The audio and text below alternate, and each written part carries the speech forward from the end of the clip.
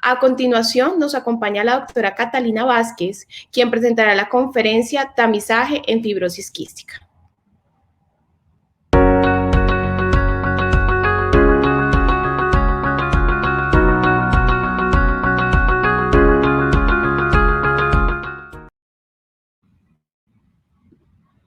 La doctora Catalina Vázquez es neumóloga pediatra con más de 20 años de experiencia en la práctica clínica, hospitalaria y privada. Sus áreas de interés han sido las infecciones respiratorias y manejo y atención de enfermedades huérfanas como lo es la fibrosis quística. Hace 11 años fundó el Centro de Atención Integral para Fibrosis Quística en el Hospital Universitario San José y actualmente es su directora. También ha sido docente de pregrado y posgrado de pediatría y neumología pediátrica y hoy por hoy se desempeña como jefe en el servicio de neumología pediátrica de esta institución. Bienvenida, doctora Vázquez, y muchísimas gracias por aceptar nuestra invitación. Bueno, reciban todos un muy cordial saludo. Ante todo, quiero agradecer a los organizadores de este importante evento por haberme invitado a dirigirme a ustedes con el tema de la tamización neonatal en fibrosis quística. Vamos a hablar de la fibrosis quística como entidad susceptible de tamización neonatal. Vamos a hablar de la epidemiología y del panorama diagnóstico con y sin esta tamización. Cuáles son las estrategias, las ventajas y las desventajas de los diferentes protocolos, cuáles son los elementos esenciales y de monitoreo y cómo se ha venido desarrollando la tamización de fibrosis quística en el mundo. La fibrosis quística es una enfermedad genética que se hereda de manera autosómica recesiva, causada por más de 2000 mutaciones que alteran la proteína reguladora de transmembrana del CFTR. Esta proteína funciona como un canal de bicarbonato y cloro, pero además es un contrarregulador de sodio. Los cambios en las secreciones se producen por las alteraciones hidroelectrolítica y van a alterar estas secreciones en las principales glándulas del organismo, produciendo un compromiso multisistémico y con una amplia variabilidad en la presentación, pero en general es una enfermedad crónica, progresiva y potencialmente mortal. La incidencia de la fibrosis quística es mucho mayor en países con ascendencia anglosajona, es mucho menor en afroamericanos y en asiáticos, es mucho menor también en nuestros países latinoamericanos por la mezcla racial y en Latinoamérica más o menos oscila entre 1 en 6.900 a 1 en 13.000, encontrando para Colombia la doctora Mateus una incidencia de 1 en 8.276. Es importante tener también en cuenta que la principal mutación, que es la delta F508, también tiene una muy baja prevalencia en nuestros países, oscilando entre 30 y 47%. Es importante anotar que pocas enfermedades como la fibrosis quística ha venido teniendo un importante aumento en la sobrevida, llegando casi ya entre los 40 y los 50 años, no solo por el advenimiento de los diferentes tecnologías en salud que se han venido desarrollando, sino también por el cuidado en centros de referencia y también por la tamización neonatal, que es nuestro tema. Pero quiero contarles desde cuándo empiezan las alteraciones respiratorias en los pacientes con fibrosis quística. Gracias a esta tamización neonatal se ha podido establecer que desde los 3 meses, en más o menos 57 pacientes evaluados en Australia, se encontró que el 84% tenía ya una enfermedad pulmonar. Dentro de las alteraciones que se encontraron en el TAC eran básicamente las dilataciones bronquiales, el engrosamiento de la pared bronquial y el atrapamiento aéreo, como ustedes lo ven ahí. Adicionalmente, se encontró en un 20% ya infecciones de Staphylococcus aureus o de Pseudomonas aeruginosa y además una inflamación neutrofílica que era mayor si había una infección. Adicionalmente, se ha determinado que desde los 15 días de vida, más o menos ya se empiezan a ver las alteraciones nutricionales. Entonces, es importante en este estudio, como nos muestra el doctor Farrell, que la diferencia entre el rezago que hay entre los pacientes diagnosticados de manera temprana versus los pacientes que han sido diagnosticados por tamización neonatal se ve de manera importante en el primer año de vida, pero también va a permanecer en el tiempo, especialmente para la talla, para la edad que casi nunca llega a ser igual a los que tuvieron diagnóstico temprano. Y es que la edad de diagnóstico realmente, la mediana, se hacía a los 6 meses de vida en los países desarrollados cuando no había tamización neonatal. Ahora que ya es, digamos, más universal, el diagnóstico se hace a los 2 meses. De todas formas, es importante que 3/4 partes de los pacientes deberían poderse diagnosticar en los primeros 2 años de vida, pero hay que tener en cuenta de todas formas que hay un porcentaje menor, entre un 10 y un 15% más o menos, que el diagnóstico se hace en la edad adulta por encima de los 16 años. ¿Y esto por qué se da? Básicamente porque hay manifestaciones atípicas, porque hay mutaciones raras, porque los síntomas respiratorios son leves, porque hay suficiencia pancreática y muchos de estos casos se detectan es por infertilidad. ¿Cómo es el panorama del diagnóstico en Colombia? Básicamente, en un primer acercamiento que tuvimos de un registro nacional de fibrosis quística en el 2004, pudimos encontrar que el promedio de diagnóstico es de 3.6 años. Más recientemente, en el 2018, hicimos un trabajo con la doctora Lina Sasa en la Fundación Cardioinfantil, en donde evidenciamos que en una cohorte de pacientes ya diagnosticada, su edad de diagnóstico oscilaba entre los 2 y los 3 años de vida, con una demora para confirmar este diagnóstico entre 14 y 16 meses desde la sospecha diagnóstica.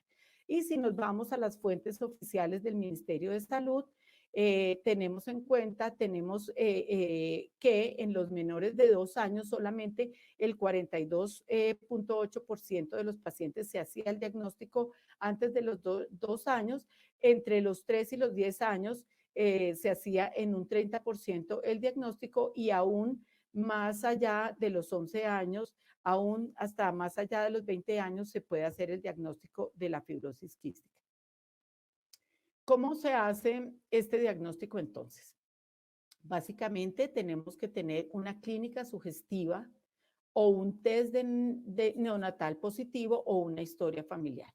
Dentro de la clínica sugestiva está la posibilidad de debutar con una enfermedad sinopulmonar crónica, con anormalidades gastrointestinales y nutricionales que, como ya vimos, son las más tempranas. Pueden haber síndromes perdedores de sal, que nos los evitaríamos mucho si podemos instaurar la tamización neonatal, y anormalidades urogenitales. Adicionalmente, el gol estándar son los electrolitos en sudor, que deben estar mayores o iguales a 60 miliequivalentes por litro en una medición directa de cloro. Recordemos que de todas formas, entre 30 y 59 miliequivalentes por litro no se descarta 100% la enfermedad, requiere una confirmación genética o funcional para ver si está funcionando el CFTR, pero si ya es menor de 30, es muy poco probable que se tenga la fibrosis quística con estos electrolitos en sudor, excepto en una mutación específica, que es esta que yo muestro aquí, en donde podría eventualmente ser una fibrosis quística con menos de 30 miliequivalentes por litro. Adicionalmente, hay que tener 2 mutaciones de variantes patogénicas de la fibrosis quística que sean dispuestas en trans, y estas mutaciones se pueden evidenciar o deben estar caracterizadas en la base de datos CFTR2. ¿Por qué es tan importante hablar de las técnicas de electrolitos en sudor? Porque son el gol estándar para el diagnóstico. Así es de que tenemos que aprender a diferenciar que hay unas técnicas de tamización en donde el cloro se mide de manera indirecta por osmolaridad o por conductividad, pero realmente nosotros necesitamos determinar y hacer el diagnóstico de la fibrosis quística a través de una clorimetría directa, en donde los valores normales, como ya les había dicho, deben estar por debajo de 30 y los valores anormales por encima de 60. Fíjense ustedes que cuando se hace la tamización de manera indirecta, los valores van a estar más o menos unos 15 a 20 miliequivalentes por litro por encima de lo que es la clorimetría. Entonces, esto es importante tenerlo en cuenta. Adicionalmente, los electrolitos, ¿desde cuándo se pueden hacer? Desde las 2 semanas de vida, pero idealmente hacerlos a las 4 semanas de vida porque es cuando más, digamos, tiene un poquito mayor de peso el recién nacido y puede sudar de una mejor manera. Idealmente 2 kilos de pesos y 36 semanas. ¿Cuáles son los estándares mínimos para la iontoforesis? O sea, esto también es muy importante tenerlo en cuenta. Siempre hay 3 fases, una de estimulación, otra que es la recolección, que no debe durar más de 30 minutos, y finalmente el análisis, que como les decía, tiene que hacerse de manera directa con un clorímetro. Es importante que los laboratorios que hagan estos electrolitos en sudor deberían hacer por lo menos entre 100 a 150 muestras al año para poder tener la experiencia suficiente y la estandarización de cómo se hace. Y mantener estos laboratorios por debajo del 5% las recolecciones insuficientes de sudor, y cuando se trata del recién nacido pueden ir hasta un 10%. Entonces, la tamización neonatal tiene por objetivo realizar el diagnóstico presintomático de las enfermedades tratables para las cuales las intervenciones tempranas son críticas para mejorar los desenlaces. Entonces, es importante entender que no están diseñadas para hacer el diagnóstico, sino tamiza toda la población de recién nacidos e identifica una cohorte de riesgo aumentada para tener fibrosis quística. A partir de allí se inicia un proceso diagnóstico, una evaluación neonatal e inicio temprano de tratamiento si se requiere. Se hace a través de una prueba simple, pero más que un evento, es todo un proceso o sistema que requiere por lo menos 3 fases. Una fase preanalítica que se da en los hospitales o en las maternidades, en donde se hace la recolección y la documentación de todos los datos demográficos, toma de muestra de sangre, envío de las tarjetas de papel de filtro, una prueba analítica, una fase, perdón, de analítica o de prueba que se hace en el laboratorio central que se haya dispuesto para tal fin y que incluye la preparación de la muestra, la realización de la prueba, la interpretación y el reporte de los resultados. Y una fase post-analítica que es muy importante también, donde de acuerdo a los resultados de la tamización neonatal se comunican y se inician las pruebas confirmatorias y se inicia el tratamiento, el seguimiento y la monitorización de estos pacientes tamizados positivos. Los tiempos son críticos para el éxito de todo este proceso. La fibrosis quística cumple con todos los principios para ser incluida como una enfermedad susceptible de tamización neonatal. Estos son los criterios de Wilson y Junger, determinados por la Organización Mundial de la Salud desde 1968 para que las enfermedades cumplan estos criterios.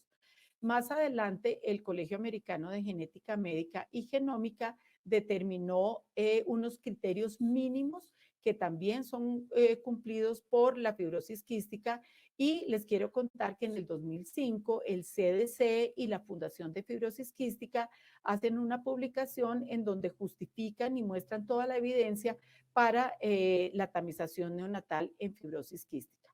¿Cuáles son los antecedentes? Básicamente en 1970 se empezó una tamización determinando la albúmina o la tripsina en el meconio de los recién nacidos. En el 79 ya fue incluida la medición del tripsinógeno inmunoreactivo en sangre, y con el descubrimiento del gen CFTR en 1989 ya se incorporan estos paneles de mutaciones a la tamización neonatal. En el 94 ya se determina otra prueba bioquímica como es la proteína asociada a la pancreatitis. Entonces, en 1979, Crossley en Nueva Zelanda hizo una publicación en donde se determinó que había un aumento del tripsinógeno inmunoreactivo en sangre en los neonatos con fibrosis quística entre el tercero y quinto día de vida en una gota de sangre seca. Estos puntos de corte van a depender, van a oscilar entre el 95 y el 99%. Si utilizamos los valores más bajos, van a ser más sensibles, pero mucho menos específicos. Entonces, este punto de corte, dentro de lo que yo pude observar, va entre 60 y 75 microgramos por litro. Y estos niveles altos que pueden presentarse en la primera determinación de TIR van descendiendo después de la segunda semana de vida y es por eso que hacia la tercera semana, o sea, los 21 días, se hace la segunda muestra para saber si ya han disminuido en los recién nacidos que han tenido algún tipo de estrés.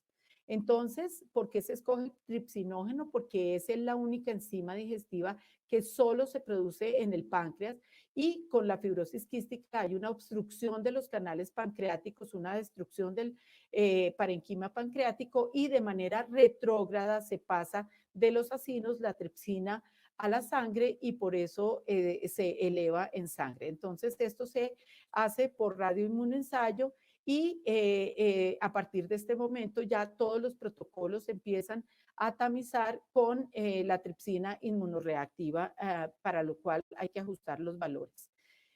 Es importante que hay falsos negativos, importante en fibrosis quística que el hilio meconial, no se sabe mucho la razón por la cual se presenta esto, pero así sea por fibrosis quística, hay falsos negativos, entonces es importante tener eso muy en cuenta.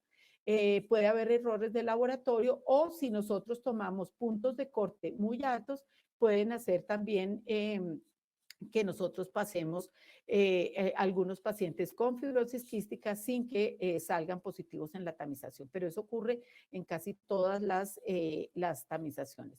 Y falsos positivos pueden haber muchos, como ustedes ven ahí, hay por lo menos unas 10 causas de falsos positivos y es por esa razón que nosotros tenemos que hacer una segunda muestra. Entonces, después de la primera medición de tripsina, la segunda muestra va a poder ser entre las 2 a las 4 semanas y puede incluir o tripsina inmunoreactiva nuevamente o un panel de mutaciones de DNA y, o la proteína asociada a pancreatitis. Todo esto para dar un mejor valor predictivo positivo a la primera prueba de tripsina inmunoreactiva. Entonces, disminuye los falsos positivos, pero ¿cuál de estas tres pruebas uno escogería? Pues va a depender de la región, del país, de los recursos, de la prevalencia de la fibrosis quística, de la heterogeneidad genética, que es lo que nos pasa a nosotros, de la oportunidad de las pruebas genéticas y de la facilidad de recitación de estos pacientes. Es importante que en esa tercera fase ya el paciente con esta segunda prueba positiva debe ir a realizarse unos electrolitos en sudor en un centro especializado antes de los 2 meses de vida, por eso es un reto logístico muy importante. Esto es lo más importante, digamos, para poder determinar qué segunda prueba vamos a escoger para la evaluación de una tripsina elevada inicialmente. El escoger una nueva tripsina es más económico, tiene una sola prueba bioquímica que no nos tenemos que entender con otras, y una de las ventajas es que no identifica portadores, pero hay que llamar a una segunda prueba y la sensibilidad no es tan buena. Si escogemos el DNA, que es lo que más frecuentemente han utilizado en Estados Unidos, Europa, Australia y Nueva Zelanda, esto, pues digamos que porque ellos tienen la facilidad de tener muy bien identificadas las mutaciones. Se puede utilizar, inicialmente se utilizó solamente la delta F508 o se puede utilizar otros paneles de mutaciones, inclusive hay paneles de mutaciones extendidos como en California que se utilizan allá. La ventaja es que solamente se necesita una muestra. En la primera muestra, cuando ya sale elevado, se puede hacer de una vez el DNA, o sea que en una semana ya se tiene el diagnóstico, una muy buena sensibilidad y mejora también la especificidad con menos falsos positivos. Tiene el problema del costo, de la complejidad de hacerla, de haber portadores sanos, de poder diagnosticar también, hacer diagnósticos de FQ con diagnóstico incierto y la heterogeneidad genética, que como ya les mencionaba en Latinoamérica, es importante. Entonces, esto de detectar los portadores sanos, pues es una de las cosas que nos gusta mucho con el tema del DNA. Y la otra sería la proteína asociada a pancreatitis, que tiene una muy buena sensibilidad y especificidad, se da también en una sola muestra y tiene la ventaja de que no identifica portadores no afectados, pero tiene en su desventaja sería que tenemos que utilizar dos pruebas bioquímicas, TIR y PAP, y esto da un poquito más de falsos negativos que comparado con el DNA y el costo sería intermedio. Todos terminan en tener que realizar unos electrolitos en sudor. Este sería un producto el esquema de tamización de cuando se utiliza el DNA y es básicamente los casos no resueltos que se llaman, de acuerdo a si es Europa o Estados Unidos, síndrome metabólico relacionado con fibrosis quística o tamización positiva con diagnóstico inconcluso. ¿Qué significa esto? Que son algunos pacientes que tienen una TIR inicial elevado, pero que en la iontoforesis salen con menos de 30 equivalentes por litros, o sea que sería negativo, pero con dos mutaciones, solo una de ellas causante de fibrosis quística. Y por otro lado, tener una iontoforesis de niveles intermedios con menos de una mutación causante de la fibrosis quística. Entonces, estos son los problemas. Estas son las estrategias diferentes más usadas en la tamización en fibrosis quística. Fíjense que puede haber hasta de 4 niveles de acuerdo al protocolo que se escoja en el país, pero pues la tripsina inmunoreactiva con una segunda tripsina inmunoreactiva y la tripsina inmunoreactiva con DNA posteriormente son las más aceptadas y algunos que utilizan el PAP también utilizan después el DNA. Entonces, los elementos esenciales de una buena tamización sería un sistema excelente de recolección, el transporte de la muestra, tener un laboratorio central que le garantice a uno la calidad y los puntos de corte adecuadamente, cómo se comunican los resultados y que el paciente realmente pueda llegar a estar en un centro de atención especializado de una manera rápida, no solamente para el diagnóstico, sino para el tratamiento y recordar que en los pacientes es importante segregarlos de otros pacientes con fibrosis quística ya mayores. Toda esta organización debe ser altamente eficiente para tener una puntualidad en el diagnóstico y debe haber un algoritmo diagnóstico. El monitoreo anual se debe hacer con la incidencia, evaluando la incidencia de la enfermedad, la tasa de repetición de muestras que debe estar por debajo de 0.5%, más de 2% es inaceptable. Tener una muy buena sensibilidad y especificidad, idealmente con una sensibilidad de 95%, pero con la TIR-TIR, por ejemplo, es difícil tener esa sensibilidad y especificidad buena. El valor predictivo positivo debe estar por debajo de 0.3% y la edad de diagnóstico debe estar determinada para evaluar los tiempos críticos.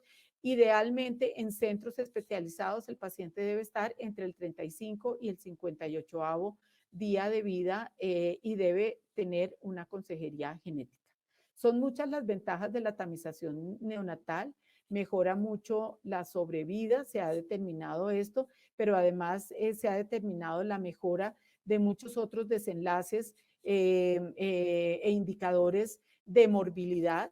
También es muy importante que disminuye esa odisea diagnóstica y que se puede tener un acceso temprano a la consejería genética que inclusive puede ayudar a disminuir la incidencia de la enfermedad.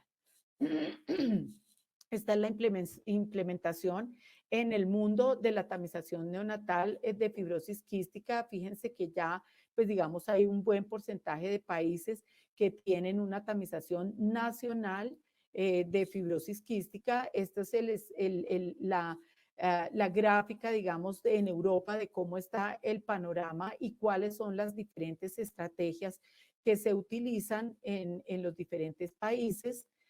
Y pues en Latinoamérica, digamos, la situación, como ya les había mencionado, es un poco más difícil porque los paneles de mutaciones realmente tienen una muy baja sensibilidad dada toda nuestra mezcla racial. Entonces, esto es lo que han hecho en Latinoamérica. Básicamente, Costa Rica y Cuba tienen TIR-TIR. Básicamente, Chile, Uruguay, Argentina tienen un esquema de TIR-PAP, a pesar de que tanto en Uruguay como en Argentina iniciaron con TIR-TIR. Se demostró en un estudio en Argentina que había una dificultad para la recitación de los pacientes y consideraron que era más efectivo hacer TIR-PAP.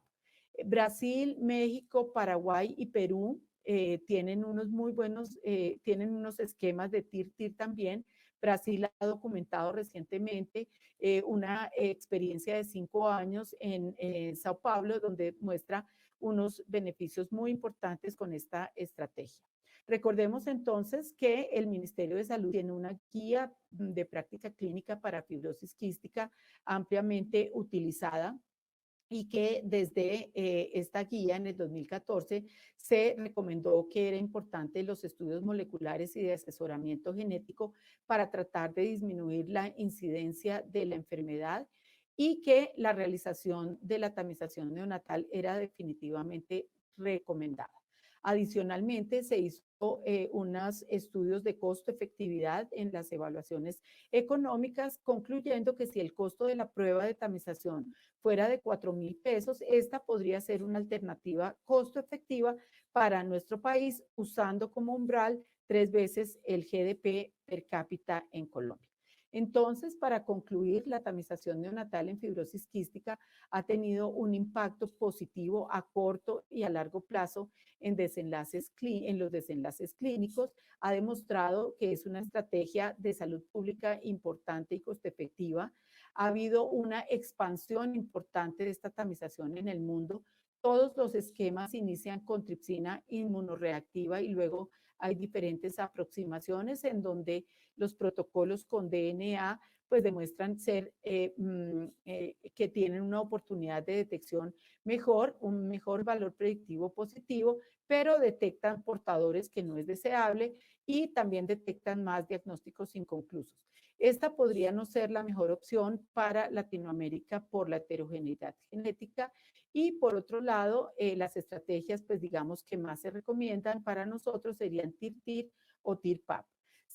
Hay que asegurar también de manera importante el óptimo funcionamiento de todo el sistema de tamización y tener los centros especializados para el diagnóstico y el tratamiento, y Colombia tendría que hacer una evaluación juiciosa para determinar cuál sería el protocolo más conveniente y ya tiene estudios de costo-efectividad. Quiero terminar con esta frase: una cadena es tan fuerte como su eslabón más débil. Todos los pasos son muy importantes para que realmente tengamos fortaleza en la tamización neonatal. Muchísimas gracias.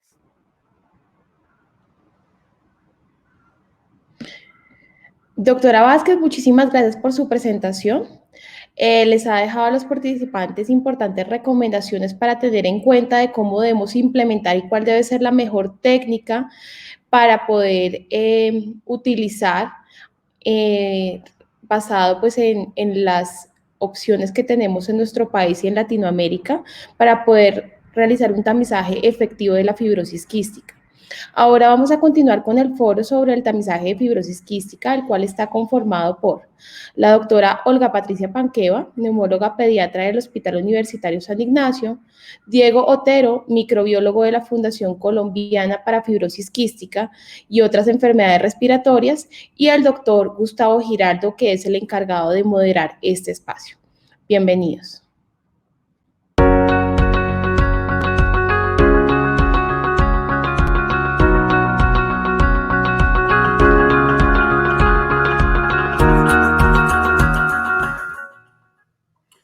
Muy buenas noches para todos. Gracias por este espacio. Esperamos terminar esta jornada con una gran discusión y que nos aporte para todo este ley de tamizaje que podamos implementar esta tamizaje. Doy la bienvenida a la doctora Catalina, al doctor Diego, la doctora Olga, y abrimos pues este espacio con esa magnífica charla que nos dio la doctora, que nos respondió muchas de las preguntas que tenemos. Y quiero iniciar con Diego por ese ejemplo de vida y por esa gran labor que tiene y que desde el punto de vista de la microbiología nos puede ayudar mucho. Como nos mostró la doctora, sabemos que el metabolito óptimo es el tripsinógeno inmunoreactivo. La pregunta que yo le hago es, ¿con qué técnica se sugiere que podamos realizar esto en el país? Y también la estabilidad de la muestra de ese tripsinógeno inmunoreactivo, ¿cuánto tiempo puede durar? Porque vemos en algunas partes, por ejemplo en Bogotá con tamizaje hipotiroidismo, que de pronto son centralizados los laboratorios.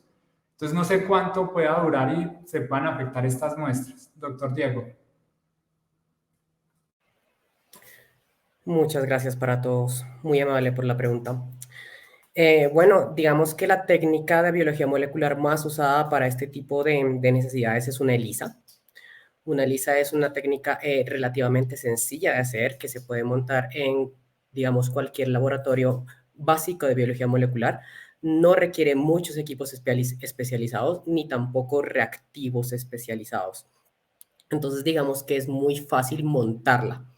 Ahora, respecto a la estabilidad de la muestra, sí, efectivamente, digamos que lo ideal para mí sería así procesarla durante las 48-72 horas después de la toma de la muestra, porque pues después se podría aumentar un poquito la tasa de falsos positivos. Pero nuevamente, como recalcando lo que ya dijo la doctora Catalina, una prueba de tripsina inmunoreactiva no es un diagnóstico para fibrosis quística, solo nos da una posible alerta, por llamarlo de alguna forma. Igual esos pacientes que nos den con IRT alto tienen que pasar a una iontofóresis o a una PCR donde se busque delta F508 o otros paneles más completos del CFTR. Muchas gracias, doctor Diego, por su respuesta. De pronto ahorita abordamos, si quedamos tiempo, para ver esa comparación con otras técnicas como es el Delfia versus el ELISA, y en nuestro país, de pronto por costos, ¿cuál sería esa técnica? Pero dejamos esa pregunta ahorita como para el final. Y aprovechando de la doctora Catalina, ¿y cuál sería ese punto de corte? Nos hablaba de 60, pero hemos visto a nivel de Europa o a nivel de otras partes que eso varía mucho, ¿sí? Y han hecho estudios tanto en las personas que no son portadoras, las que son portadoras y las que están afectadas, siempre he visto esa variabilidad. En nuestro país, donde muchos de nuestros bebés tienen dificultades al nacimiento, con de pronto algunas hipoxias o algo, ¿cuál sería ese punto ideal en nuestro país para poder definir como una prueba positiva en este tamizaje? Muchas gracias, doctor Giraldo, muy amable por la pregunta. Bueno, pues como tú decías y como se ha dicho en este foro, pues esto puede variar mucho. O sea, normalmente lo que yo encontré es que podía variar, así como tú lo mencionaste, entre 60 y 75 microgramos por litro. Básicamente es lo que encontré, ese rango. Sin embargo, yo creo que, como decía un expositor anterior, es muy importante hacer primero una prueba piloto y hacer una serie de mediciones para saber exactamente cuáles son los valores normales y así escoger el percentil 95 o el percentil 99, el que se decida, digamos, en el país. Entonces, creo que ese es el primer punto para poder determinar qué punto de corte vamos nosotros a escoger, digamos, en Colombia. Y eso es una cosa que han venido haciendo, digamos, al implementar el tamizaje, que es estandarizar los valores normales y luego establecer ese punto, ese percentil que vamos nosotros a escoger como límite para saber si el paciente va a tener un tripsinógeno inmunorreactivo elevado o no. Dependiendo de cómo defina uno este punto de corte, pues va a ser obviamente mucho más sensible o menos sensible, ¿no? Entonces, pues es muy importante realmente hacer estas pruebas piloto y hacer una evaluación de los niveles y de qué niveles vamos a determinar como positivos. Muchas gracias, doctora Catalina. Doctora Olga, la doctora Catalina muy bien nos mostraba diferentes escenarios en los cuales se pueden realizar la siguiente prueba para evaluar. Vimos que la confirmatoria siempre se va a la iontoferesis, que ahorita hablamos un poco de eso porque en la experiencia clínica hemos tenido algunas dificultades con la iontoforesis, pero en esos escenarios que nos mostraba la doctora Catalina, ¿cuál considera que es la mejor? Tanto si se hace el tripsinógeno reactivo con DNA, si se hace el tripsinógeno reactivo con TIR o con la proteína asociada a pancreatitis. Y ahí seguía esa pregunta, ¿en cuánto tiempo haríamos la segunda toma? Normalmente nosotros en Aritmética no tenemos el tamizaje. ¿Qué hacemos nosotros? ¿Qué haríamos? Creo que Catalina dijo muy claro que sería el tripsinógeno inmunorreactivo y luego idealmente sería seguido de prueba genética, pero pues depende realmente de los recursos que nosotros tengamos. Plantea, en otros países hacen dos pruebas de tripsina inmunorreactiva. Realmente tendríamos que hacer los estudios, creo que es por costos es mejor tripsinógeno, 2 muestras, que tripsinógeno y DNA porque nos sale muy costoso. Eso es lo que se plantearía. Realmente, pues, tendríamos que hacer un estudio. Nosotros, normalmente, cuando podemos hacer el diagnóstico clínico, usualmente tenemos que llamar a genética para que nos ayude porque tenemos que irnos con prueba genética porque no tenemos otra forma de hacer el diagnóstico. ¿Y cada cuánto? Normalmente, pues el tripsinógeno, Catalina dijo que se toma recién nace y normalmente entre las 24 semanas se tomaría el control. Se lo digo porque cuando hacemos un rellamado, en las experiencias que hemos tenido con hipotiroidismo, casi el rellamado y el éxito es difícil, entonces de pronto se nos pierden mucho los pacientes al de pronto hacer esta prueba, que dejo esa duda, doctora, no sé usted qué piensa. Se podría perder, pero realmente yo creo que uno tiene que hacer una retroalimentación y decirle, mire, se está tomando una prueba y es importante que si sale positiva, regrese. Normalmente muchos de estos pacientes, casi todos, bueno, la mayoría lo hacen, se toman usualmente una contramuestra, por lo menos en otras enfermedades. Pero pues no sabría decirle porque pues no hemos empezado a implementar las pruebas. Si yo tengo un paciente, lo digo por clínica, si yo tengo un paciente con una sospecha de una fibrosis quística, le sale positivo la iontoforesis, normalmente, si uno le explica al paciente, el paciente regresa con una nueva toma. Entonces, yo estoy hablando en clínica. Ya en la parte neonatal, pues tocaría ver cómo lo podríamos hacer, pero yo creo que con educación se puede lograr. Perfecto, la doctora Catalina Perfecto, gracias, doctora. Doctora Catalina me está levantando por ahí la manito. Sí, porque yo creo que es bien importante enfatizar un poquito eso que tú acabas de mencionar. O sea, la técnica TIR-TIR sí puede ser posiblemente mucho más económica, pero tiene esa dificultad y es el hecho de que necesitamos un rellamado al paciente cuando esa primera tripsina inmunorreactiva sale elevada. En nuestro país es bastante difícil y veíamos pues con esa historia del hipotiroidismo que es difícil volver a conseguir estos pacientes, y de hecho por eso mencioné en mi charla que en Argentina, que habían empezado con la técnica de tripsina inmunoreactiva, se habían hecho un estudio y realmente tenían una dificultad para coger más o menos como un 20% de pacientes que ya habían tenido un TIR positivo. Entonces, por esa razón, ellos pasaron a empezar a hacer TIR-PAP, que es una muy buena estrategia. ¿Por qué es tan importante esta estrategia TIR-DNA y TIR-PAP? Porque solo se necesita una muestra, no necesitamos de rellamado. En la sola toma de sangre inicial, cuando la TIR sale elevada, se puede hacer tanto DNA como la proteína asociada a pancreatitis, y esto tiene unas ventajas muy, muy grandes de no tener que rellamar o recitar al paciente nuevamente. Pero como les mencionaba en mi charla, la dificultad realmente con el DNA, sobre todo en nuestros países, y por esa razón en ningún país latinoamericano están utilizando DNA, es por la heterogeneidad genética que tenemos nosotros. Es decir, nosotros la mutación delta F508, que es la más frecuente en raza caucásica, que casi llega a ser el 80% de la mutación existente en los pacientes con fibrosis quística, acá nosotros y en los países de Latinoamérica realmente solamente entre 40 y 50%.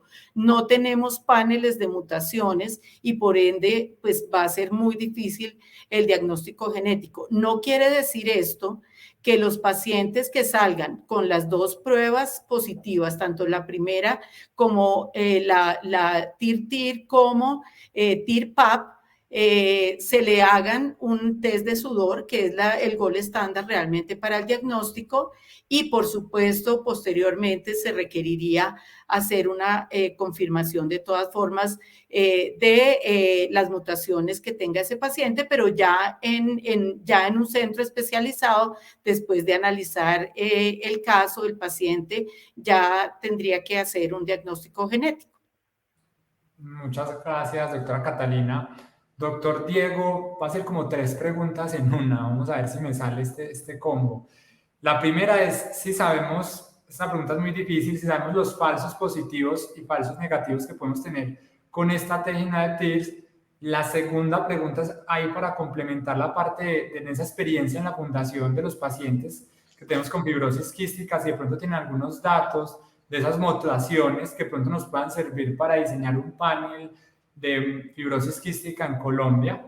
Y la tercera es qué prevenciones debemos de tener en la muestra para que se pueda hacer ese tripsinógeno inmunoreactivo, dado que se requiere una cantidad suficiente, ¿sí?, de que no debe haber contacto con materia fecal porque eso nos puede elevar. Entonces, de pronto hablarnos de eso, doctor Diego.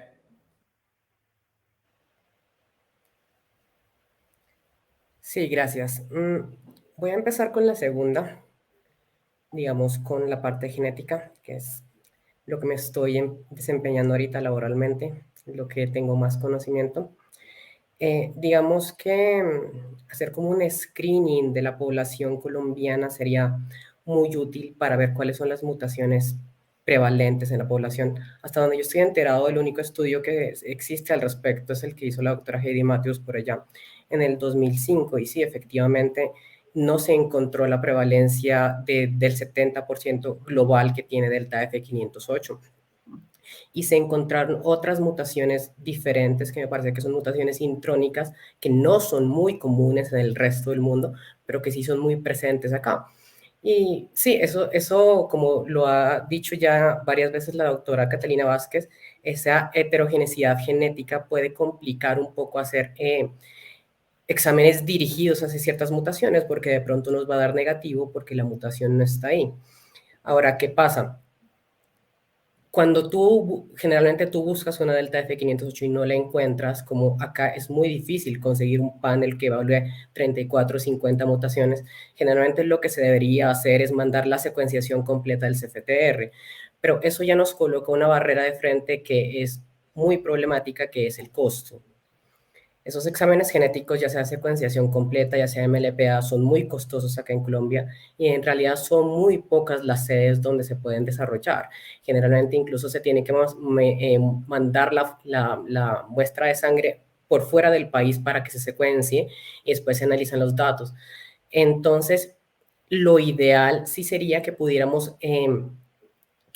tener un estudio comprensivo de todas las variantes, de por lo menos las primeras 5 o 10 variantes prevalentes en la población y que se desarrollara un panel custom, o sea, a la medida de esas variantes prevalentes en la población. Y yo creo que eso le daría respuesta genética más rápido a las familias, porque pues yo que he estado como muy involucrado como con los papás, con las mamás primerizas, cuando apenas les dan el diagnóstico de fibrosis quística y les dicen, no, le buscamos la mutación, pero no la encontramos, vamos a buscarles más. Para ellos es muy complicado eso, porque lo que más quiere la familia del paciente es colocarle un nombre a su padecimiento, a su enfermedad. Quiere saber si se va a enfrentar con una fibrosis quística o si no se va a enfrentar.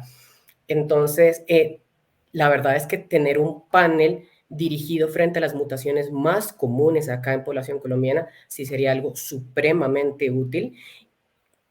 Y yo creo que desde un punto de vista técnico es algo relativamente hasta sencillo de diseñar, pero el problema es que necesitamos los estudios, necesitamos determinar qué es lo que vamos a buscar. Entonces, sí, eso sería una idea muy interesante para desarrollar a futuro. Sí. Doctor, ¿me recuerda la primera pregunta? Qué pena. No, falsos positivos y falsos negativos, de pronto en esta prueba, aunque es un poco difícil si no seguimos. En tripsina. Listo, entonces ahí hay dos cosas. ¿Cuál es la tasa de falsos positivos de la prueba como tal? Que yo sé que es menos del 1%, pero ¿eso qué significa?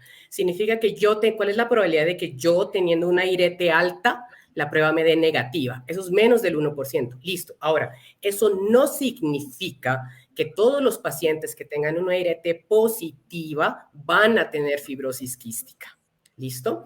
De hecho, lo que se ha observado es que un porcentaje muy importante de pacientes con IRT alto no tienen fibrosis quística. ¿Por qué? Porque, por ejemplo, ese estrés pancreático que lleva a la elevación de esa enzima se puede deber a otros factores. Por ejemplo, en los bebés prematuros se ha observado que tienen un valor IRT alto y eso no está relacionado de ninguna manera con fibrosis quística. Entonces, toca tener como súper claros esos dos valores. La tasa de falsos positivos de la prueba como tal, pero nuevamente recordando que eso no es un indicativo de fibrosis quística. Muchas gracias, doctor Diego. Doctora Olga, hablando ahí de la parte de los prematuros, ¿en qué tiempo sería adecuado realizar ese tamizaje en un prematuro, por lo que nos acaba de decir el doctor Diego? Y le doy otra pregunta ahí. ¿Es la iontoforesis la prueba estándar que queríamos hacer para confirmar este diagnóstico? Y siempre vemos algunas dificultades que tenemos en pruebas, antes en el pasado, no sé ahora.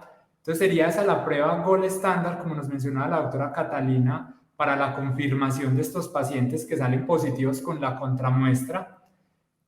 Y la pregunta pues de prematuros es un poquito difícil. Catarina dijo normalmente que mínimo deberían tener 2 kilos y más o menos 36 semanas. Y pues sí, o sea, más el gol estándar sería la iontoforesis de cloro. Eso es esa sería la respuesta. Catarina, no sé si tiene que añadir alguna cosa. No, digamos que, bueno, para la prueba de tamización de tripsinógeno inmunorreactivo sí es conocido que los prematuros se les hace, pues, digamos, igual que se le hace al recién nacido, pues, a término, pero siempre hay que tener en cuenta que ellos van a tener posiblemente falsos positivos y por esa razón, pues, hay que hacer una segunda prueba para determinar que ya haya disminuido. Pero para los electrolitos en sudor, sí, como dice la doctora Panqueva, a las 2 semanas exactamente y 36 de edad postconcepcional.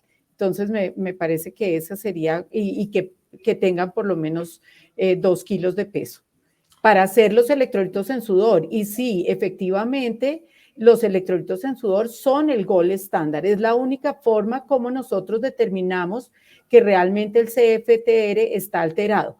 Lo que pasa en nuestro país es que hay unas dificultades técnicas y unas dificultades de calidad que son importantes, y lo otro importante es que nosotros digamos que es difícil para la población general, digo yo, profesional, entender que debe haber que hay dos tipos de clorimetría. Una clorimetría, por eso lo insistí en la charla, una que es de tamización, que no es la prueba confirmatoria, y la otra es la clorimetría. Recientemente, de hecho, el martes tuvimos una reunión con beneficios, costos y tarifas, y nos parece muy importante el avance que tuvimos, y es el hecho que pudimos hacer una diferenciación del CUPS en términos de que la clorimetría directa va a tener un CUPS diferente a la clorimetría indirecta, y eso va a facilitar mucho esta claridad y facilitar también que, digamos, cuando uno pida o cuando tenga uno pacientes con dudas diagnósticas, como decía la doctora Panqueva, pueda uno solicitar realmente la prueba confirmatoria, que es la clorimetría directa, que no hay mucho en el país y que queremos realmente fomentar, que realmente haya mayor desarrollo y mayor acceso a estas pruebas que son mucho más, digamos, precisas en el diagnóstico. Muchas gracias, doctora, por complementar la pregunta. Nos escribe la doctora Mariela en Uruguay, y ella menciona que en Uruguay se realiza el TIR, el PAP y el panel de 50 mutaciones. ¿Cuál sería su opinión, doctora Catalina, con respecto a esto que nos comenta la doctora María?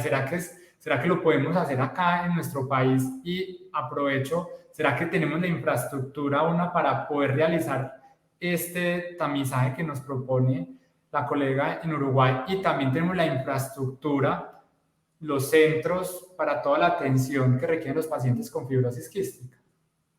Sí, a mí me parece una excelente opción. En Uruguay, en Chile y en Argentina ya han escogido que la prueba de tamización debe ser TIR-PAP. Entonces, creo que sería una excelente opción para nuestro país poder hacer esto, ya que todos tenemos la misma problemática de la dificultad del rellamado. No sé si en Uruguay, como tienen una población mucho más pequeña, hayan tenido la posibilidad de determinar con ese panel de 50 mutaciones ya que ahí estén incluidas, digamos, las más frecuentes dentro de la población de Uruguay. Nosotros aquí en los estudios que se han hecho, pues no se ha precisado realmente que nosotros podamos contar con ese panel de mutaciones, como decía el doctor Otero. Entonces, pues digamos que nos cuesta un poquito de trabajo que en el flujograma, digamos, diagnóstico, tengamos ese panel de 50 mutaciones posterior. Pero yo diría que después del TIR-PAP habría que hacer unos electrolitos en sudor, y a esos pacientes, como la guía de práctica clínica de fibrosis quística sugiere, por términos de costo-efectividad, que se haga más bien un panel de mutaciones ya en los positivos con electrolitos en sudor elevados, que se haga toda una secuenciación completa del gen CFTR para mayor precisión de las mutaciones en nuestro país. Pero ya en los pacientes cuyos electrolitos en sudor por clorimetría hayan salido positivos. Y ya digamos que ya esa otra, disquisición diagnóstica de los posibles, digamos, diagnósticos inconclusos, pues ya tienen que ser del centro especializado que se dirima cómo sería la mejor manera para hacer, digamos, el diagnóstico. Muchas gracias, doctora Catalina. Doctora Olga, ¿qué manejos tenemos disponibles en nuestro país para los pacientes con fibrosis quística, tanto los farmacológicos como los no farmacológicos? Bueno, normalmente, o sea, nosotros necesitamos varias cosas. Necesitamos para el manejo de enzimas pancreáticas, disponemos en el país de enzimas pancreáticas, el ENVIMA las tiene. Solución hipertónica o alfa-dornasa, que también las tenemos, que nos ayuda con la fluidificación del moco. Antibióticos, los tenemos disponibles tanto intravenosos y nebulizados. Cuando necesitamos esteroides lo utilizamos. Desde el punto de vista nutricional también pues realmente es para nosotros muy importante tener una adecuada nutrición, utilizar vitaminas y mantener una adecuada ganancia de peso. Ese es de pronto uno de los pilares en el manejo de fibrosis quística, que es un poco más complejo. Necesitamos un equipo multidisciplinario, realmente eso es importante, está formado por muchos especialistas. Para eso nosotros utilizamos aquí en Colombia centros de fibrosis quística que están especializados, y cuando nosotros sospechamos que el paciente pueda tener una fibrosis quística, el mejor manejo que podemos dar es enviarlos a los centros de fibrosis quística. Existen aquí en Bogotá y en varias ciudades del país. Catalina es directora de uno de los centros aquí en Bogotá. ¿Qué más hacemos? Pues el manejo gastrointestinal, pues en neumología normalmente ellos recaen por cuadros respiratorios, recurrentes infecciones, disponemos de los antibióticos. Bueno, ¿qué más? Pues el manejo endocrinológico importante, por lo que ellos tienen déficit de vitaminas A, D, E, K. Tenemos problemas óseos, entonces pues también contamos con los medicamentos para manejar. Realmente, como le digo, es un manejo multidisciplinario, pero contamos con casi todos los medicamentos. Y pues los podemos manejar. Como le digo, es mejor estos pacientes manejarlos en centros que sean de fibrosis quística, porque cuentan con todas las especialidades. Muchas gracias, doctora Olga, por su respuesta. Acá también en Medellín tenemos un centro en el Hospital Pablo Tobón Uribe de fibrosis quística, y pues hemos tenido que los pacientes tienen acceso a esos tratamientos. No sé, Diego, de pronto desde la fundación de los pacientes, esa parte real, si ellos no tienen trabas o tienen muchas dificultades, ¿cuál ha sido esa experiencia de pronto desde las fundaciones de pacientes para acceder a estos manejos que muy bien la doctora Olga nos menciona? Bueno, les comento, y mi experiencia como paciente también de fibrosis quística. Yo afortunadamente pude empezar a temprana edad mi tratamiento con la alfa-dornasa, que es un mucolítico.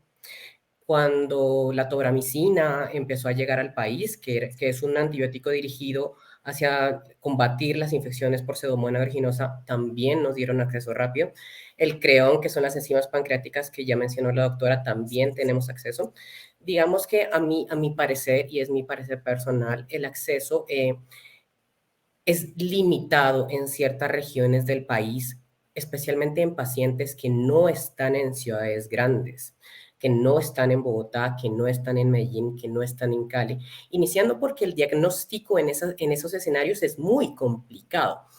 Al no ser una enfermedad tan prevalente en Colombia, muchas veces es confundida por otras afecciones, por ejemplo, asma. Y entonces, cuando no hay un diagnóstico propio, tampoco hay un tratamiento propio. ¿Y qué pasa cuando sí hay un diagnóstico? Que esta enfermedad es una enfermedad supremamente costosa. Los antibióticos son costosos, el Pulmozyme es muy costoso.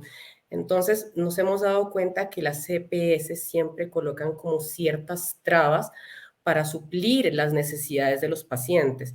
Y eso es una complicación muy grave, porque la fibrosis, el deterioro pulmonar es crónico. Eso siempre es un círculo vicioso entre infección e inflamación, y termina desembocando en una pérdida irreparable de la función del tejido pulmonar. Entonces son pacientes que se nos deterioran muy rápido porque no tienen acceso a esos medicamentos cuando los necesitan.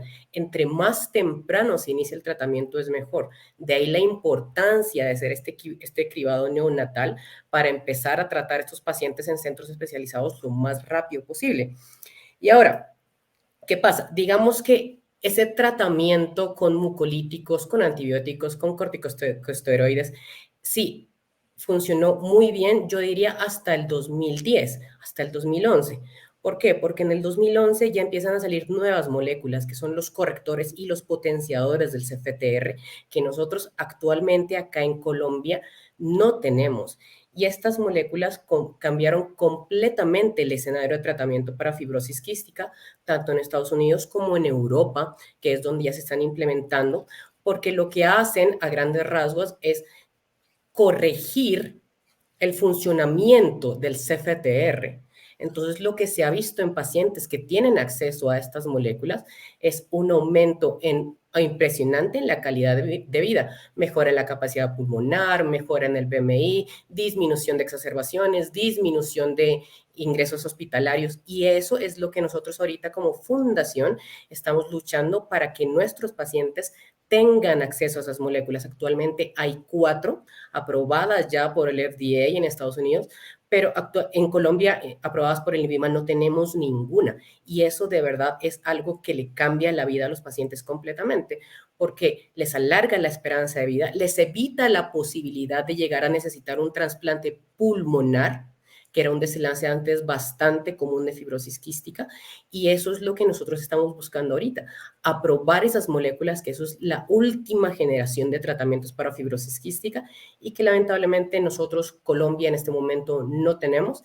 Y bueno, eso es un problema generalizado, diría yo, de casi toda Latinoamérica, pues a excepción de Argentina, que sí ha podido hacer sus moléculas propias.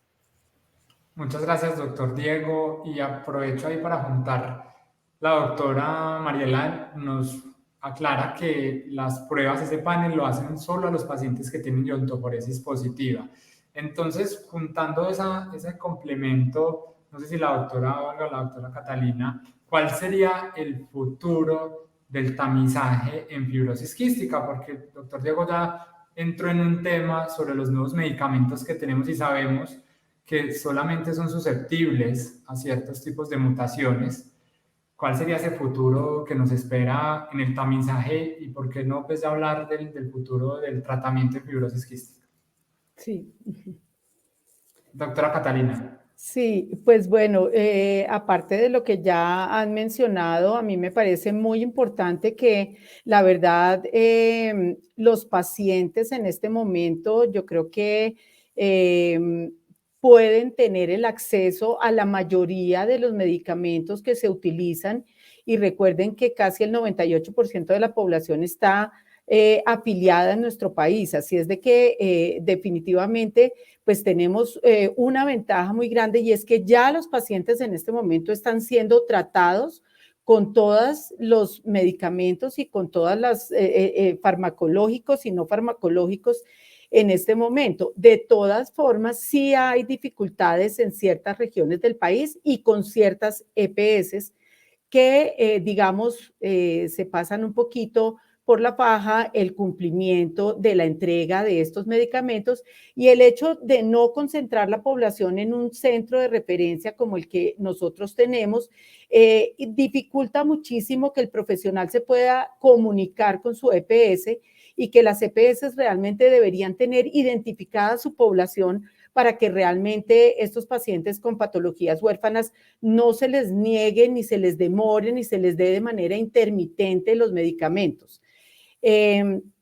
Importantísimo lo que acaba de decir el doctor Otero, realmente es clave, digamos, todos estos medicamentos que son los moduladores del CFTR, que han demostrado una efectividad muy grande y que realmente va a cambiar un poquito la historia de lo que viene siendo, que ya de por sí ha venido siendo ha venido, digamos, mejorando la sobrevida, pero estos medicamentos van a realmente a revolucionar el tratamiento en la fibrosis quística y esperamos que cada vez más estos medicamentos logren tener un precio más asequible para nuestros países latinoamericanos, pero sin duda que el hecho de poder hacer un diagnóstico neonatal, poder empezar a tener estos pacientes bien controlados en las mejores condiciones y no tardíamente como lo demostré en mi conferencia con un diagnóstico tardío en donde ya hay un gran daño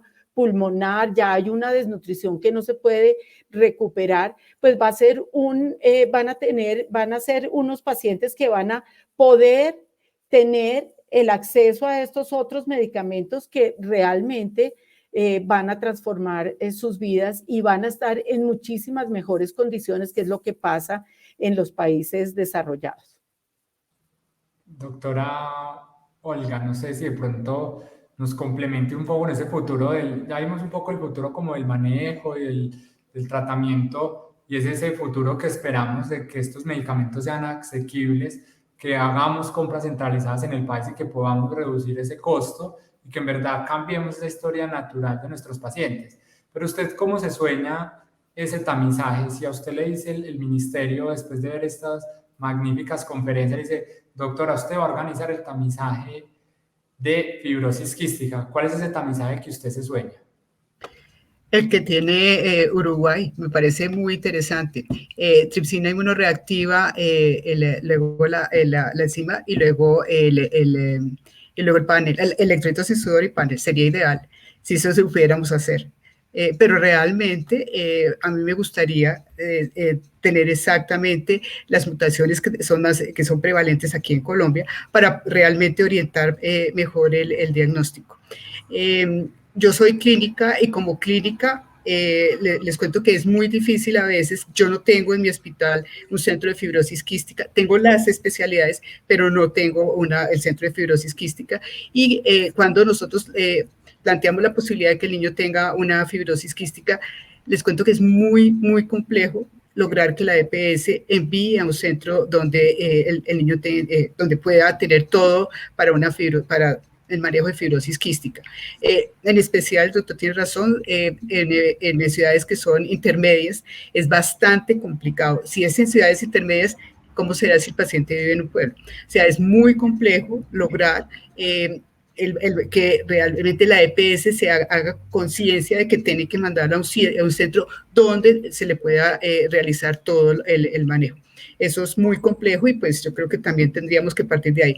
Yo sé que que el 98% tiene acceso al servicio de salud, pero no se logran en muchos casos los medicamentos y el manejo. Siempre la EPS sale con alguna cosa para evitar que el niño acceda al servicio.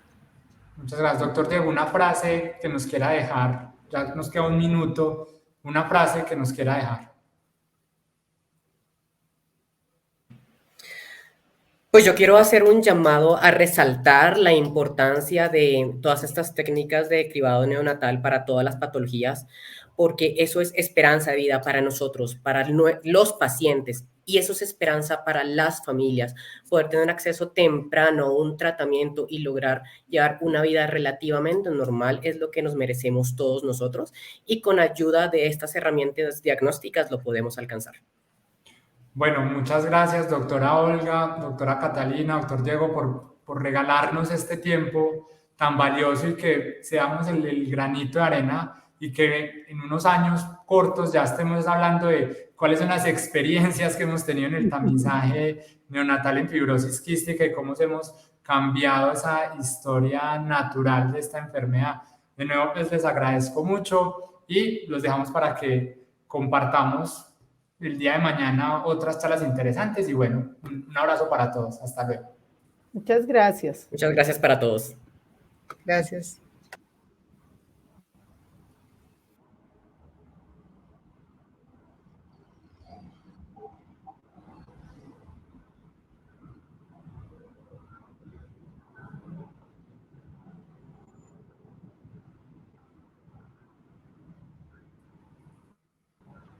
Doctora, quedamos para que nos despidan este día que ha sido muy, muy provechoso, doctora Saranta. Bueno, de esta manera concluimos el foro de tamizaje de fibrosis quística y el segundo día del simposio sobre implementación del tamizaje neonatal en Colombia. Este es un espacio académico que buscamos con todo esto contribuir a la construcción de una guía académica para poder implementar el tamizaje neonatal en nuestro país. A todos los asistentes les queremos agradecer su activa participación en esta jornada y les invitamos a seguir con nosotros en las sesiones del día de mañana, las cuales darán inicio a las 8 a.m. Esta será la última y tercera sesión en la cual conversaremos sobre el cribado neonatal de patologías como hiperplasia suprarrenal congénita, déficit de biotinidasa, hemoglobinopatías y otros trastornos a tamizar que también tiene que ser un reto y que tenemos que proyectarnos a futuro. Los esperamos y una feliz noche para todos.